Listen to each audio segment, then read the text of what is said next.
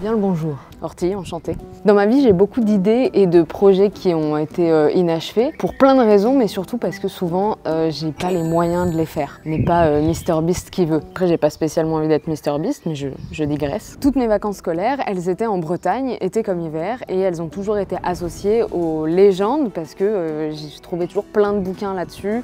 Il y a plein de gens qui nous racontaient des trucs dès qu'on allait dans un village, etc.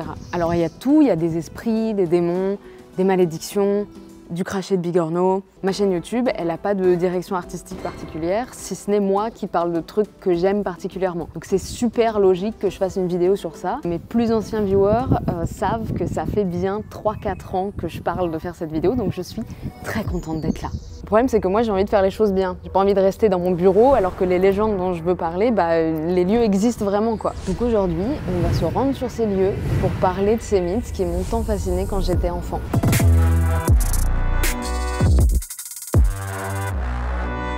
Si j'ai pas fait la vidéo avant, c'est par manque de moyens, surtout. Je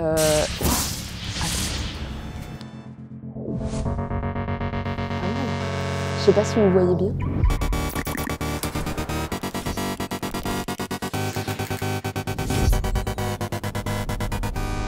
Cette vidéo est sponsorisée par Renault.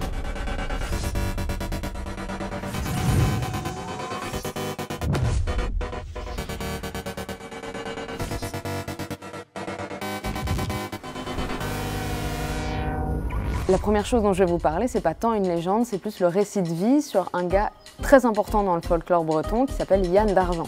Salut! Je viens de vous dire que je voulais aller sur les vrais lieux, des trucs dont je vous parle. Le premier, il pleuvait. Après, on va vraiment sur les vraies localisations. Alors pourquoi d'Argent? Parce que c'était son nom de famille. Et son rival s'appelait Gustave Doré. Parfois, la vie fait bien les choses. Je dis Yann, mais en fait, je crois que ça se prononce autrement. Je suis navrée. Je sais plus comment on le dit vraiment. D'Argent, c'était un peintre au 19e siècle et il est connu pour avoir peint énormément de choses en rapport avec le folklore breton. C'est des peintures qui sont souvent très dramatiques et très sombres. Il a fait beaucoup de commandes de peintures chrétiennes, de peintures sacrées, on dit. Et sa fresque la plus connue, elle est dans la cathédrale de Saint-Corentin. Il en a fait tellement qu'il a fini par avoir la Légion d'honneur pour ça. Et c'est pas complètement hors sujet, parce qu'aujourd'hui le folklore breton est vachement mêlé aux croyances chrétiennes. C'est surtout parce que en fait les chrétiens ont essayé d'effacer toute cette culture celtique, et qu'en fait ils ont dit non. Et donc aujourd'hui les deux se côtoient et créent un peu des petits featuring sur quelques légendes. Il y a surtout beaucoup de légendes qui ont été réécrites par les chrétiens. Mais du coup d'Argent est surtout connu pour ce tableau qui s'appelle Les Lavandières de la Nuit. C'est un tableau qui m'a profondément marquée quand j'étais petite et je pense que je suis pas la seule. D'ailleurs, je vous donne un petit fun fact comme ça. Je suis allée au musée du coup de Yann d'Argent et dedans on m'a expliqué que chez Disney, les animateurs ont des bibliothèques gigantesques de tout un tas de choses du monde entier pour pouvoir s'inspirer. Et donc la rumeur, ce serait que les arbres qui sont peints par Yann d'Argent auraient vraiment inspiré ceux dans Blanche-Neige. Et en vrai...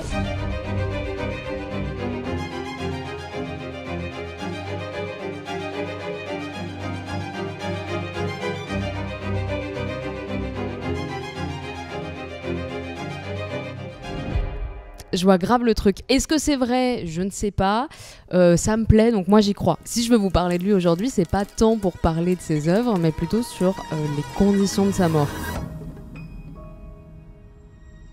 En 1899, Yann d'Argent meurt et est rapatrié de Paris à Saint-Servais, qui est sa ville d'origine. Et comme tout bon artiste, j'imagine, la sortie doit être dramatique et marquer les esprits. Et pour ça, il demande une chose qui est certaine et l'autre qui est honnêtement une légende urbaine, donc à prendre avec des pincettes. Après, je suis pas là pour vous dire des vrais trucs, je vous donne des légendes et je vous dis ce qu'on raconte. Donc bon. La première du coup, qui est pas documentée, ce serait qu'il aurait demandé à être enterré face contre terre dans le cercueil. L'interprétation derrière, c'est qu'il a passé sa vie à peindre les légendes bretonnes et que par conséquent, il aurait eu envie de passer l'éternité face à cette terre qui l'a autant inspiré.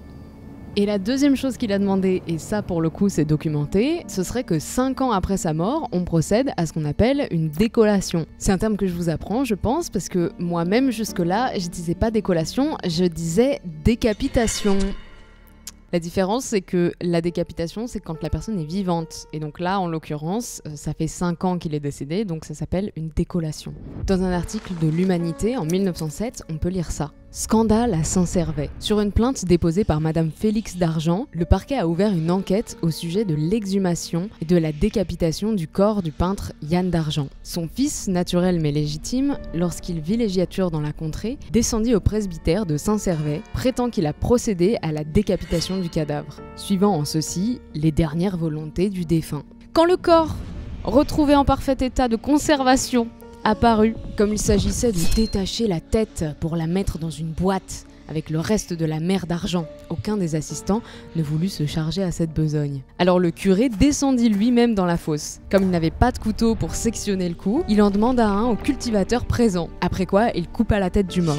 C'était horrible. La barbe et les cheveux lui restèrent dans la main. Le corps ne fut point déplacé et resta en terre. Le curé trempa la tête de Yann d'Argent dans un seau, sans doute pour la purifier. Ensuite, il l'entoura d'une serviette et la plaça dans une boîte en zinc, où elle fut séparée par un compartiment du crâne de la mère et de celui de son oncle. Après la mise en boîte, on souda une urne en cuivre qui se trouvait sur le cercueil lorsqu'il arriva de Paris à Saint-Servais et qui portait l'inscription « Ici repose Yann d'Argent, chevalier de la Légion d'honneur, mort à Paris le 19 novembre 1899. Priez pour lui. » L'ossuaire fut porté à l'église par 4 habitants de la commune et la tête fut ensuite portée dans la chapelle et mise en compartiment ad hoc. Dans la chapelle se trouvent 3 autres œuvres de Yann d'Argent. On comprend après une aussi scandaleuse profanation que les autres enfants de Yann d'Argent se soient émus et qu'une plainte ait été déposée. Et donc effectivement, ça a vraiment choqué la belle famille qui ont attaqué en justice Ernest. Et ce qui effectivement a le plus choqué, on le voit dans l'article, c'est que le corps de Yann d'Argent, en 8 ans, il était quasiment intact, ce qui est absolument pas normal. Le procès a été extrêmement éprouvant pour Ernest. Ça a duré 6 mois pendant lesquels il a dû se battre pour faire comprendre que c'était son père qui voulait ça. Si bien qu'au bout de 6 mois, quand il a été finalement acquitté, Ernest est mort 4 jours plus tard. On imagine que c'est le coup de l'émotion qui a fait ça et le fait qu'il était tellement soulagé que juste, ça y est, son devoir était terminé. Pourquoi procéder à la décollation ? Il faut savoir que c'est quelque chose qui n'est pas du tout inédit et qu'on retrouve dans tout un tas de cultures et de religions, dont le christianisme. On le voit dans ce qu'on appelle les céphalophores, qui sont des saints qui ont procédé à la décollation. On y voit un sacrifice ultime à Dieu, une manière de s'adresser une dernière fois à lui de manière post-mortem, ce qui est symboliquement très très fort. C'est un acte sordide mais qui aussi est vu comme très beau et très poétique de par cette dichotomie. Montrer à quelqu'un qu'on est très dévoué, le faire dans un acte sordide. Dichotomie. Sachez que Yann d'Argent, c'est le dernier à avoir demandé à ce qu'on procède à une décollation en France. Voilà, donc vous le saurez. La dernière fois qu'on a fait ça, c'était en 1907. Son crâne est toujours dans l'ossuaire de Saint-Servais. Il repose auprès de sa mère et de son oncle. Et vous pouvez complètement aller le voir si vous en avez envie. C'est ouvert au public. Et non seulement c'est ouvert au public, mais en plus, du coup, c'est collé au musée sur Yann d'Argent, qui est fascinant. Voilà, donc si vous passez dans les environs, je vous recommande d'aller regarder ça, parce que c'est très très intéressant. Donc ça, c'était pour Yann d'Argent. J'aimerais partir sur une histoire un peu plus guillerette, mais je me rends compte que toutes les légendes bretonnes que j'aime, c'est que des trucs complètement sordides. Donc allons-y, j'imagine. Et là, on prend vraiment la voiture cette fois, et on va dans les Monts d'Arrée.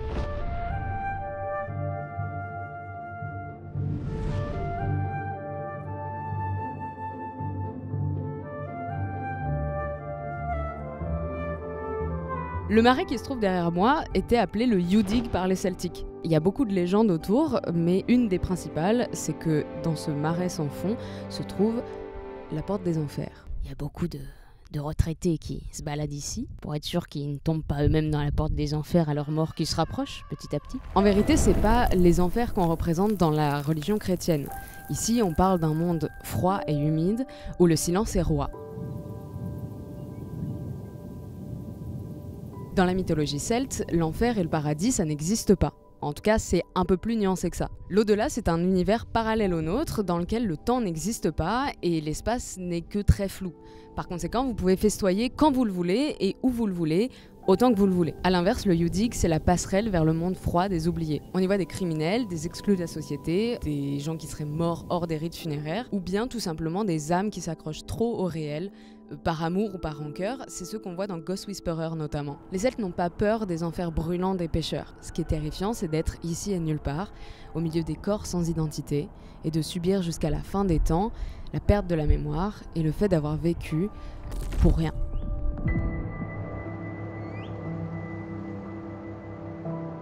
Et c'est également ici qu'apparaît notre passeur d'âme préféré, l'Ankou. C'est probablement le mythe le plus connu après la légende arthurienne. C'est surtout lui qui a servi à traumatiser beaucoup d'enfants pour qu'ils aillent se coucher sans faire d'histoire. Mais c'était le diable ou c'était l'Ankou qui faisait du bruit dans le grenier? Nous, on disait que c'était l'Ankou, mais nous, on a su après que c'était pas l'Ankou. C'était notre grand-mère qui nous faisait ça, qui nous faisait peur pour être sages. On en parlait beaucoup de l'Ankou? Oh oui, on parlait beaucoup, beaucoup même. Oh oui, alors de l'Ankou, on parlait, puisqu'on était obligé de nous parler toujours de l'Ankou, là. Toujours, toujours. Il avait une charrette, l'Ankou. Ah oui, l'Ankou avait une charrette aussi. Oui, on disait aussi qu'il avait une charrette. L'Ankou n'est ni bon ni mauvais, mais tout le monde le craint. Il est au service de la mort et chaque nuit, il passe par la porte des enfers pour venir récupérer nos âmes. Il n'aura aucune pitié, c'est vraiment juste son taf, c'est un fonctionnaire. Dans certains récits, l'Ankou est le dernier mort de chaque année. Ça crée un roulement qui fait de lui un personnage sans identité. Il place les âmes sur sa lente charrette grinçante qui sonne alors comme un glas et regagne le Youdig, où il finit sa course.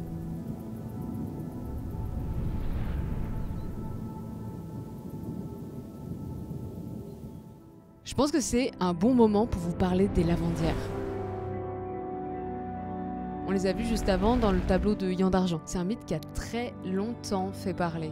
C'est des femmes qui apparaissent la nuit et qui laveraient du linge le long des rivières, dans les lavoirs abandonnés ou à l'entrée des villages où elles seraient mortes. Elles sont condamnées à le laver, ce linge, pour l'éternité. Et si vous les croisez la nuit, elles vont vous demander de l'aide. Et à ça, vous pouvez répondre une seule chose, oui, parce que sinon, elles vont vous battre à mort. Voilà. C'est très violent comme réaction. Et une fois que vous avez accepté, il y a encore un petit twist, c'est qu'il faut essorer le linge dans le même sens qu'elle, parce que sinon, vos bras se cassent et tombent au sol, et vous n'aurez plus de bras. Les lavandières, c'est des figures qui sont très intéressantes.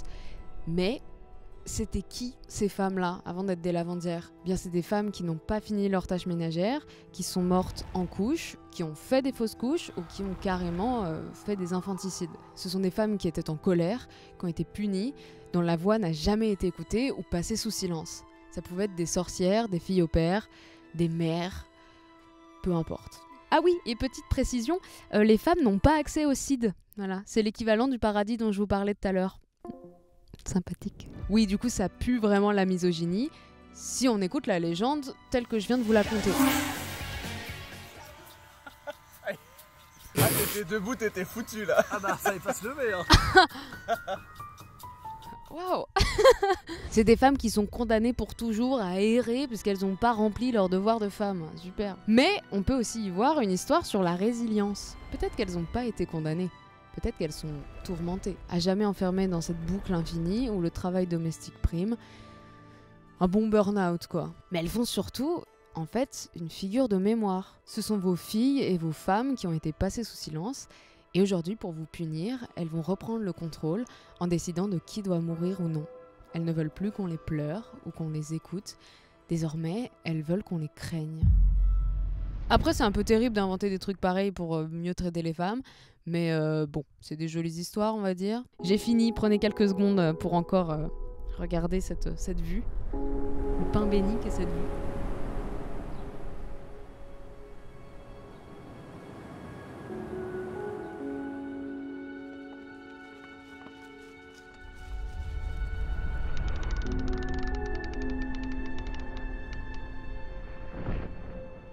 Si je vous dis forêt en Bretagne, vous allez forcément me dire Brocéliande. Et vous auriez raison parce que effectivement c'est la forêt de la légende arthurienne. Mais avant ça, je voudrais vous parler de Velgoat. C'est la forêt où on est actuellement et c'est ma petite préférée. Il y a beaucoup de choses à voir ici et je vous emmène vers mes spots favoris.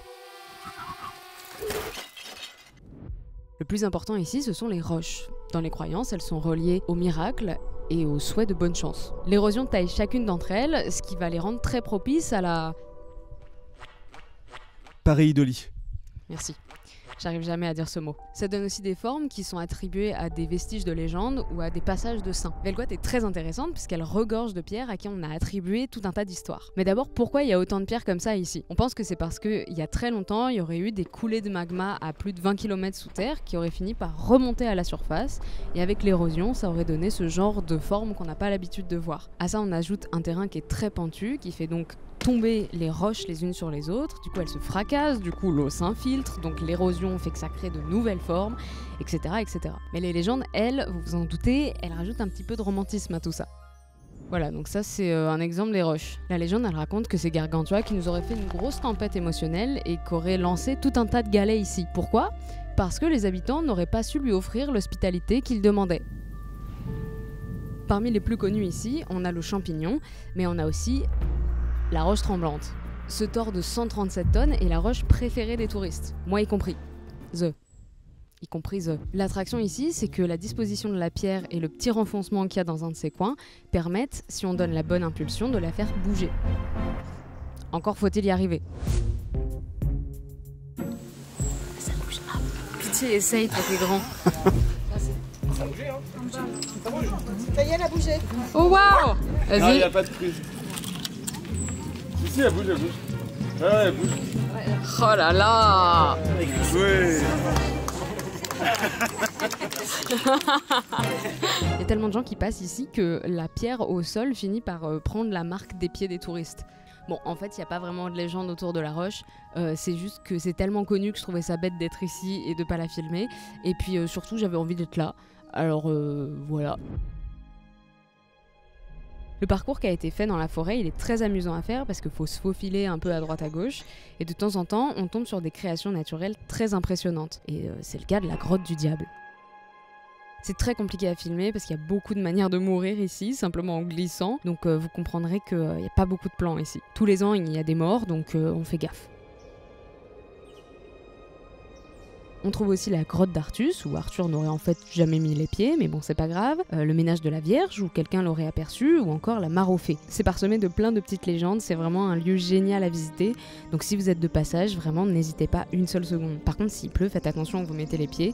Mais si vous voulez mon avis, l'endroit est encore plus beau quand il fait moche. On va changer de forêt, et cette fois, on va à Brocéliande. Enfin, à la forêt de Pimpon.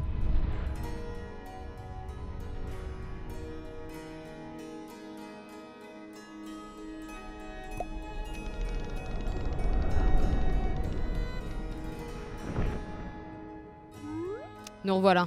Bon, déjà, je pense que la plupart d'entre vous ne savaient pas que Brocéliande c'était une vraie forêt. Si, c'est une vraie forêt. Voilà. Et évidemment, il y a beaucoup de légendes ici aussi. Je pourrais parler de l'arbre d'or, du siège de Merlin, mais nous, on va s'attarder sur autre chose. Un des personnages récurrents de la légende arthurienne, c'est la fée Morgane, qui est une des demi-sœurs d'Arthur. Et ici, dans le Var, elle serait tombée sur Guillaumard, son gars de l'époque, avec une autre damoiselle, et dans un excès de rage, elle les a pétrifiés. Voilà. C'est pas un cul, c'est les deux pétrifiés. Je suis un peu déçu. T'es déçu? Je préfère le cul. Je préfère le cul. Elle aurait pu s'arrêter là, mais visiblement c'était pas assez pour elle, donc elle a jeté un sort sur tout le Val, qu'on appelle maintenant le Val des faux amants, ou le Val sans retour. Morgane, elle est très énervée, elle est vachement blessée, et c'est aussi surtout une girl's girl qui en a marre des hommes infidèles. Donc le principe de la malédiction qu'elle jette sur le Val, c'est que chaque homme infidèle qui pose un pied ici sera dans l'incapacité de sortir. C'est un peu comme dans Mario 64, quand on essaye de rejoindre Bowser, là, les marches infinies, et ben c'est pareil.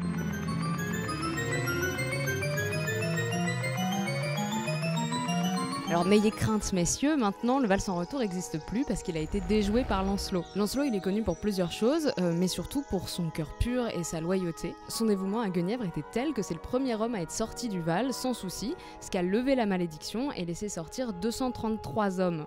C'est super précis. 233 et visiblement pas Guillaumard.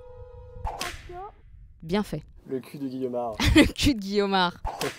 Badass. Actuellement assise sur ton amante, qu'est-ce que tu vas faire?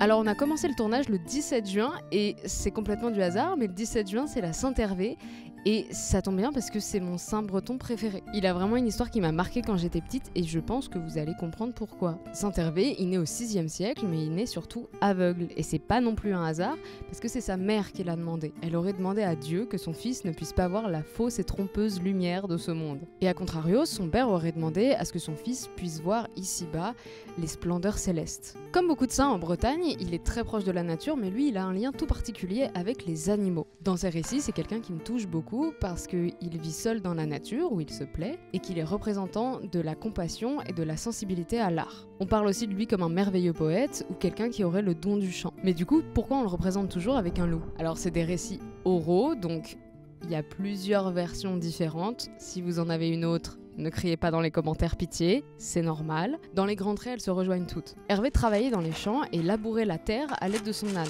Et un loup est apparu et a bouffé son âne. Putain, je passe sur une araignée qui est en train de bouffer un truc. Hervé l'aurait rouspété si fort que le loup aurait fini par s'excuser et proposer de remplacer l'âne. Donc Hervé a maintenant un loup à sa disposition, ce qui est sacrément stylé. Sans mauvais jeu de mots. Donc les deux voyagent ensemble, il leur arrive tout un tas de choses et souvent le loup se met à bouffer les moutons des villageois autour. Et du coup Hervé est obligé de leur chanter des trucs pour s'excuser, j'imagine. Mais t'as buté mes moutons? Oui. Bah excuse-toi.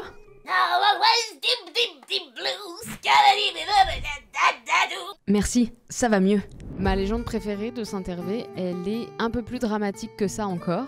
D'une personne à une autre, ça diffère, encore une fois. Moi, ma source, c'est des vieux Bretons qui m'ont raconté ça quand j'étais petite, et ma voisine aussi, Germaine. Je pense à toi, Germaine. Un jour où Hervé était attablé, un des hommes avec qui il mangeait se serait moqué du fait qu'il était aveugle. Mais genre, salement. Vraiment à répétition. Alors tendre l'autre joue, ok, mais visiblement Hervé il avait plus trop de joues à tendre et du coup, d'un seul geste, il a fait tomber les yeux de l'homme dans sa soupe. J'ai dit tout à l'heure qu'il était doux et compatissant, il faut croire que ça a ses limites. Une autre version avec ce motif-là, ce serait que les passants auraient eu un regard si peiné à la vue de ce garçon aveugle qu'il aurait fini par dire à sa mère « Si mes yeux dérangent autant, alors mieux vaut les enlever ». Et il se les est arrachés. Pourquoi c'est mon préféré?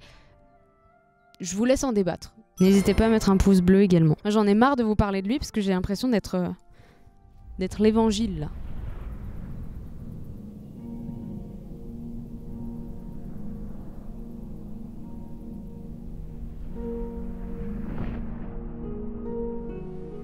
Comment faire une vidéo sur la Bretagne sans parler de la mer? Évidemment, il y a beaucoup de légendes ici aussi, mais j'ai décidé d'en prendre qu'une seule et c'est la plus connue d'entre elles. Il fait nuit, imaginez qu'il fasse nuit, et vous vous baladez le long des côtes de Douarnenez parce que visiblement, vous n'avez pas d'instinct de survie. Et d'un coup, un bruit vous sort de vos pensées. Un tintement, une église, un clocher peut-être. En tout cas, ça vient du large. Vous regardez à l'horizon, histoire d'essayer de comprendre d'où vient ce bruit, et effectivement, des formes ont l'air de se dessiner. C'est le clocher de la ville d'Is. Alors on dit bonjour à Pikachu.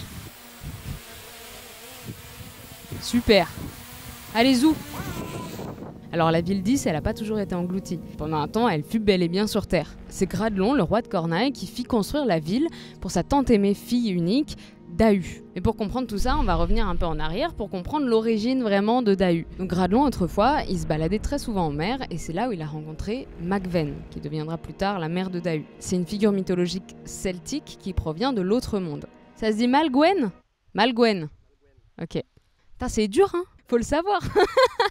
Malgwen, donc, elle tombe amoureuse de Gradelon et elle lui explique que son mari actuel, il est très vieux et qu'elle en a marre, donc elle lui demande d'aller le tuer, son mari actuel, pour enfin filer le parfait amour. Compliqué. Vous voulez que je réexplique?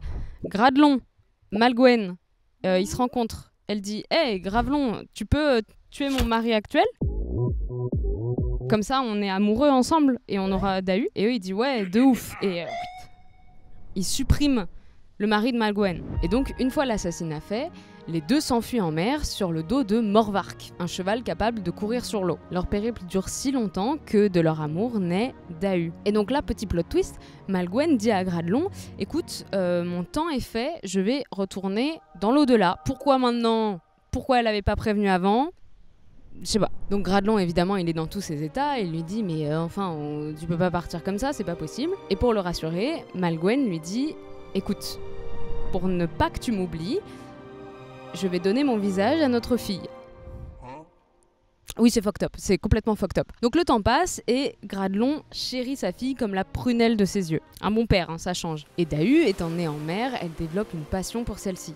C'est son élément, c'est sa maison. Le papa gâteau qui est Gradelon lui dit « Écoute ma fille, j'ai le pouvoir de créer une ville pour toi, car tu mérites le meilleur du monde, et cette ville sera au plus proche de la mer. » Il fait en sorte de construire des petites vannes, des digues autour et tout pour que ce soit un peu safe, et la ville 10 naît. Donc le temps passe, Dahu grandit, et Dahu, elle devient ce qu'on appelle scientifiquement une grosse kiffeuse. Elle change d'amant tous les soirs et elle les traite vraiment comme des objets sexuels. Et elle cherche au minimum à être confrontée à leur humanité. Pour ça, elle leur fait porter un masque. Grossièrement, la routine c'est, elle trouve un nouvel amant, ils font ce qu'ils ont à faire, et au petit matin, le masque se resserre violemment sur le visage du boug, l'étouffe, et ensuite, les servants de Dahu viennent tège la dépouille.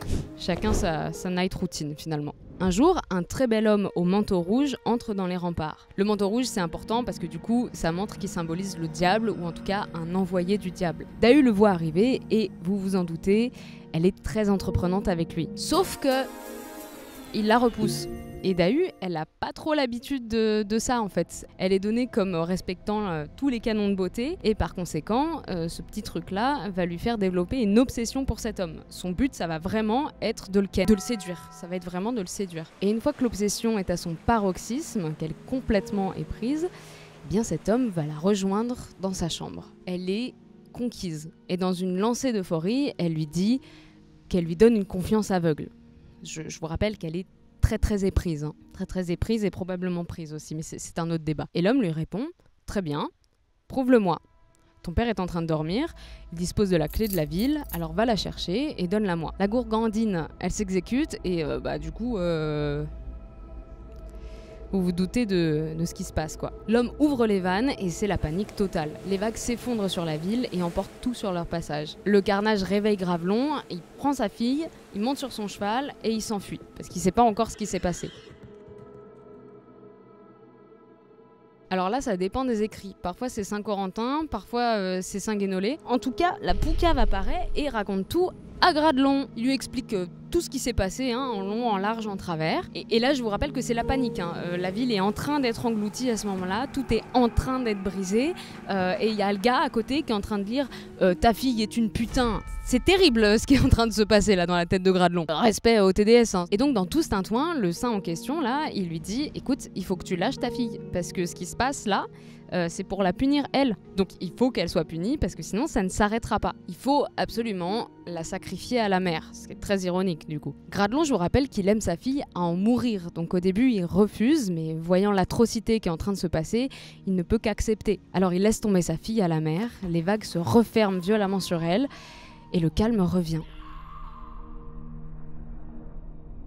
Malheureusement, le choix a été fait trop tard et tous les villageois sont morts noyés. Encore aujourd'hui, on peut entendre des locaux qui disent que Dahu est devenue une sirène et que de temps en temps, on peut la voir rôder le long des côtes.